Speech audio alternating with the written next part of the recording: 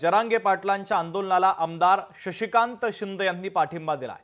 आंदोलकांना जी मदत करता येईल ती करू, आंदोलकांसाठी योग्य पद्धतीची सोय करण्यात येईल असं देखील शशिकांत शिंदे यांनी म्हटलेलं आहे।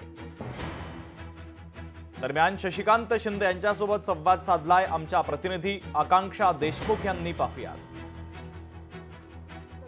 आज शशिकांत शिंदे यांची भेट घेतलेली आहे, त्यांच्याकडनं काही मागण्या केलेल्या आहेत, त्यांना मदत करण्याचं त्यांनी आश्वासन देखील केलेलं आहे।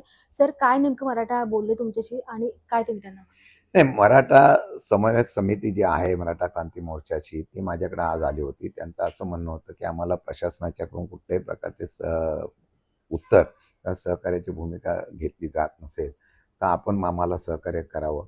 त्यांची अपेक्षा एवढंच होतं की हा मोर्चा जो येणार आहे तो रात्री किंवा सकाळपर्यंत पोहोचेल आणि तो पोहोचल्यानंतर डायरेक्ट तो मोर्चा ह्याला जाणार आहे, बाहेरच्या बाहेरच तशा पद्धतीने तो मोर्चा दुसरीकडे पाम बीचवरून वळून तो मोर्चा मुंबईला रवाना होणार आहे। मीनवाईल काही लोक जर पुढे आली तर त्यांना थोडीशी राहण्याची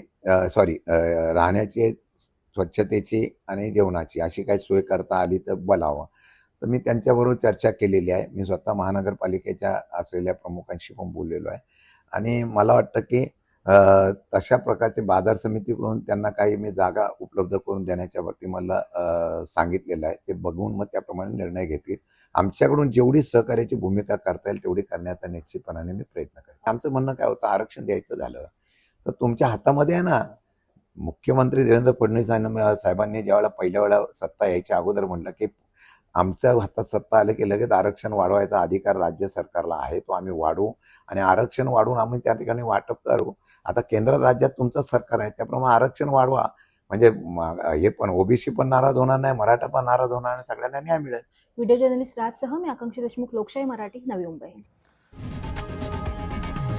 लोकशाही मराठी, ऐका, पहा, जागरूक रहा।